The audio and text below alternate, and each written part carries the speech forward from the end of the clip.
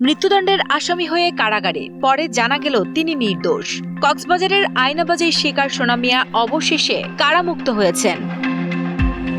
অন্য একজনের অপরাধের দায়ে দীর্ঘদিন কারাভোগের পর শুক্রবার সকালে কক্সবাজার জেলা কারাগার থেকে মুক্তি পান তিনি। কারাগার থেকে বেরিয়ে মা, স্ত্রী ও সন্তানদের কাছে পেয়ে আবেগে আপ্লুত হয়ে পড়েন সোনা মিয়া। অনেক আনন্দ লাগছে ভাই, অনেক বলার মতো ভাষা।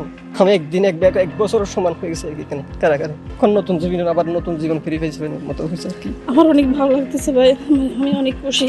কারাগারে যাওয়ার কয়েকদিন পর সোনা মিয়া দাবি করেন তিনি এই মামলার আসামি নন। পরে জেল কর্তৃপক্ষ ছবি, আঙ্গুলের ছাপ, ঠিকানা ও অন্যান্য তথ্য যাচাই করে অসঙ্গতি খুঁজে পায়। বিষয়টি আদালতকে জানানো হলে পুলিশ তদন্ত করে প্রতিবেদন দেয়। সবকিছু যাচাই শেষে বৃহস্পতিবার কক্সবাজার জেলা ও দায়রা জজ 4টি শর্তে তাকে মুক্তির আদেশ দেন।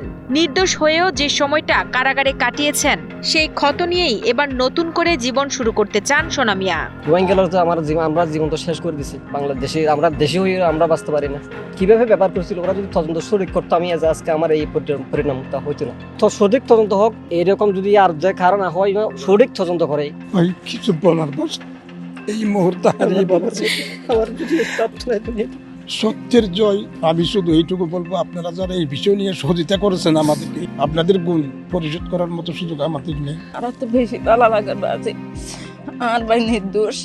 আর ভাই বিনা ভাড়াটা দিয়েছে আর ভাই উনি কারো দণ্ড লিখতেছিল না, লোক অনেক ভালো মানুষ। উনি আমার কোলে বেটে করে মানুষ করছে। আমি আজকে মালিক ওনার। ঘটনার সূত্রপাত 2020 সালের একটি মাদক মামলায়। 1,90,000 ইয়াবা উদ্ধারের ওই মামলায় আসামি করা হয় সোনা মিয়া নামের একজনকে। পরে 2022 সালে জামিনে বেরিয়ে আত্মগোপনে যান রমজান আলী, যিনি ওই মামলার সোনা মিয়া নামে পরিচিত ছিলেন। দীর্ঘ বিচারিক প্রক্রিয়া শেষে 2026 সালের ফেব্রুয়ারিতে 5 আসামির সঙ্গে সোনা মিয়াকেও মৃত্যুদণ্ড দেওয়া হয়।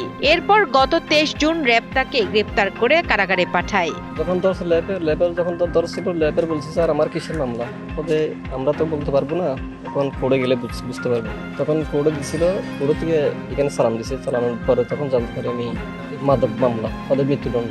আমি আর মারতে পারছি না, আমি গুলি পড়ে যাচ্ছি। আল্লাহর মেহেরবানিতে আজকে একজন নিরাপরাধ একজন মানুষ কারাগার থেকে মুক্তি পেল। দীর্ঘদিন পরে যে প্রমাণ হলো সে সোনা মিয়া নির্দোষ। যার নামে মামলায় জেল কাটতেছেন উনি আরেকজন আসামি রমজান আলী। সরকারের মনে করি তথ্য ভুল হয়েছে, সেজন্য আমি বাংলাদেশ সরকার এবং আইন শৃঙ্খলার প্রতি অনুরোধ করে বলবো যেন সুষ্ঠু তদন্ত করে আসামিকে কারাগারে নেওয়া হয়। এটা ভুল কর্মে মানুষের যেভাবে আমরা বাংলাদেশের নাগরিক হয়ে কষ্ট পাইছি, যে রোহিঙ্গাদের উপর সুষ্ঠু নজর দেওয়ার জন্য সরকারের প্রতি বিনোদনভাবে আবেদন করছি এবং অনুরোধ করছি।